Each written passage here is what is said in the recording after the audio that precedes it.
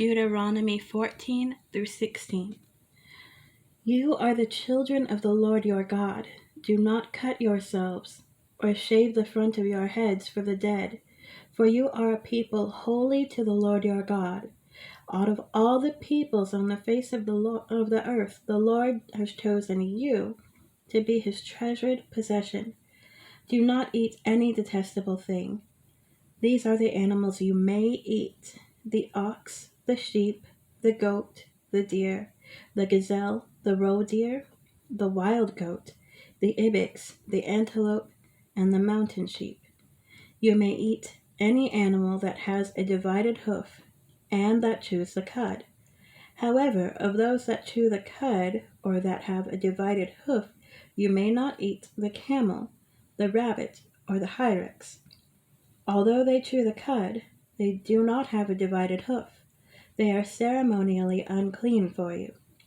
The pig is also unclean. Although it has a divided hoof, it does not chew the cud. You are not to eat their meat or touch their carcasses. Of all the creatures living in the water, you may eat any that has fins and scales, but anything that does not have fins and scales you may not eat. For you it is unclean. You may eat any clean bird, but these you may not eat: the eagle, the vulture, the black vulture, the red kite, the black kite, any kind of falcon, any kind of raven, the horned owl, the screech owl, the gull, any kind of hawk, the little owl, the great owl, the white owl, the desert owl, the osprey, the cormorant, the stork, any kind of heron, the hoopoe, and the bat. All flying insects are unclean to you. Do not eat them. But any winged creature that is clean you may eat. Do not eat anything you find already dead. You may give it to the foreigner residing in any of your towns, and they may eat it, or you may sell it to any other foreigner. But you are a people holy to the Lord your God. Do not cook a young goat and its mother's milk. Be sure to set aside 1/10 of all that your fields produce each year. Eat the tithe of your grain, new wine, and olive oil, and the firstborn of your herds and flocks in the presence of the Lord your God, at the place he will choose as a dwelling for his name, so that you may learn to revere the Lord your God always.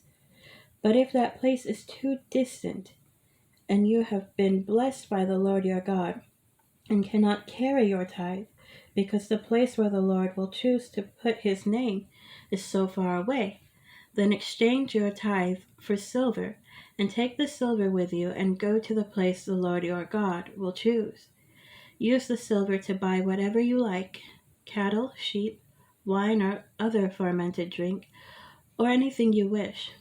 Then you and your household shall eat there in the presence of the Lord your God, and rejoice. And do not neglect the Levites living in your towns, for they have no allotment or inheritance of their own.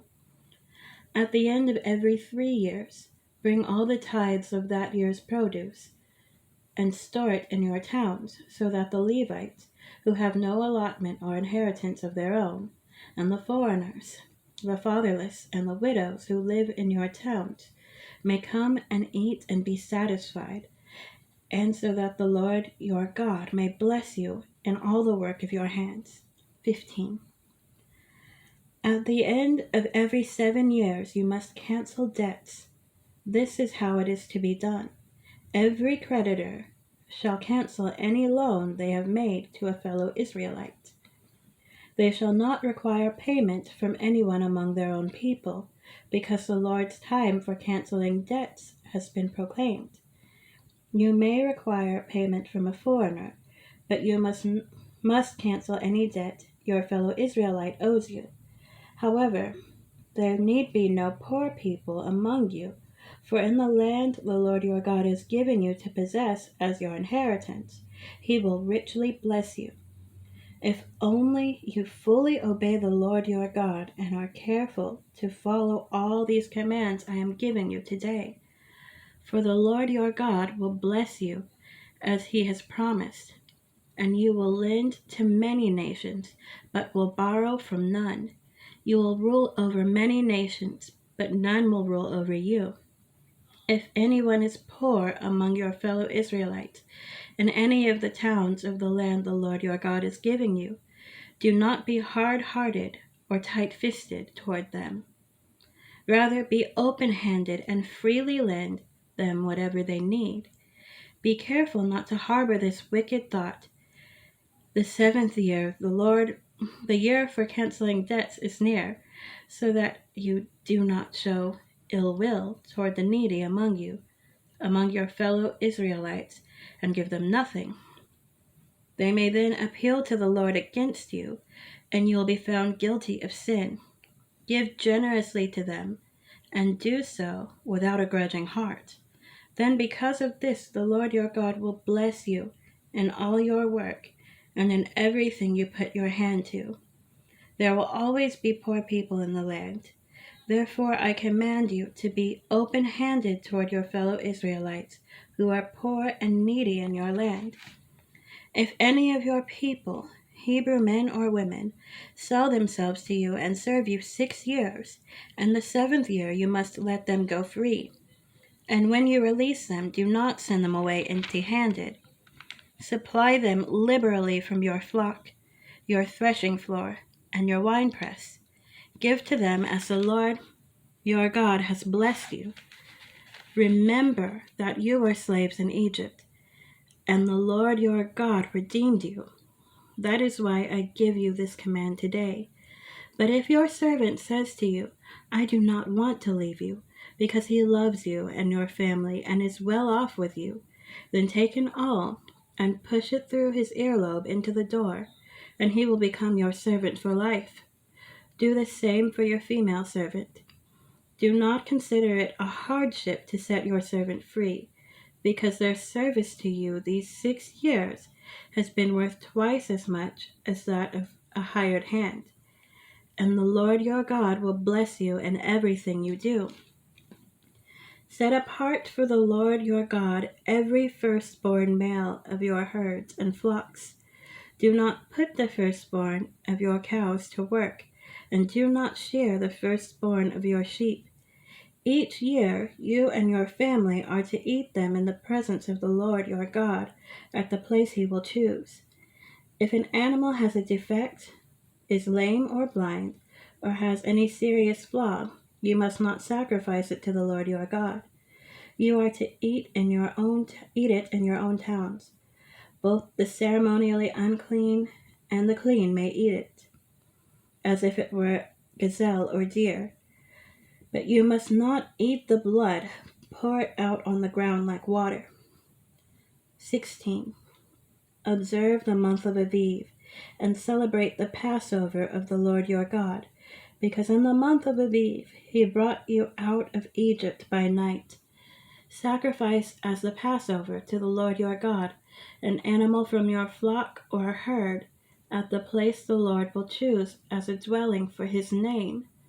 Do not eat it with bread made with yeast, but for 7 days eat unleavened bread, the bread of affliction, because you left Egypt in haste, so that all these days of your life you may remember the time of your departure from Egypt. Let no yeast be found in your possession in all your land for 7 days. Do not let any of the meat you sacrifice on the evening of the first day remain until morning. You must not sacrifice the Passover in any town the Lord your God gives you, except in the place he will choose as a dwelling for his name. There you must sacrifice the Passover in the evening, when the sun goes down, on the anniversary of your departure from Egypt. Roast it and eat it at the place the Lord your God will choose. Then in the morning return to your tents. For 6 days eat unleavened bread, and on the 7th day hold an assembly to the Lord your God, and do no work. Count off 7 weeks from the time you begin to put the sickle to the standing grain. Then celebrate the festival of weeks to the Lord your God. by giving a freewill offering in proportion to the blessings the Lord your God has given you, and rejoice before the Lord your God at the place he will choose as a dwelling for his name. You, your sons and daughters, your male and female servants, the Levites in your towns, and the foreigners, the fatherless, and the widows living among you. Remember that you were slaves in Egypt, and follow carefully these decrees. Celebrate the festival of tabernacles for 7 days after you have gathered the produce of your threshing floor and your winepress. Be joyful at your festival, you, your sons and daughters, your male and female servants, and the Levites, the foreigners, the fatherless, and the widows who live in your town. For 7 days celebrate the festival to the Lord your God at the place the Lord will choose.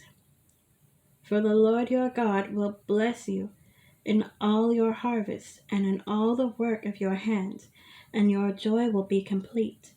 3 times a year all your men must appear before the Lord your God at the place he will choose, at the festival of unleavened bread, the festival of weeks, and the festival of tabernacles. No one should appear before the Lord empty-handed. Each of you must bring a gift in proportion to the way the Lord your God has blessed you. Appoint judges and officials for each of your tribes in every town the Lord your God is giving you, and they shall judge the people fairly. Do not pervert justice or show partiality. Do not accept a bribe, for a bribe blinds the eyes of the wise and twists the words of the innocent. Follow justice and justice alone, so that you may live and possess the land the Lord your God is giving you. Do not set up any wooden Asherah pole beside the altar you build to the Lord your God, and do not erect a sacred stone, for these the Lord your God hates.